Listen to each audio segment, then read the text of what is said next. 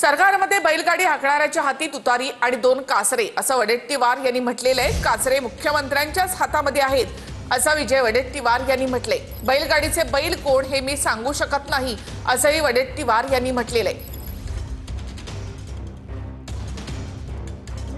सध्या तरी मला असं वाटतं की या सरकारमध्ये बैलगाडी हाकणाऱ्याच्या हातात तुतारी पण आहे आणि ते 2 कासरे पण आहे।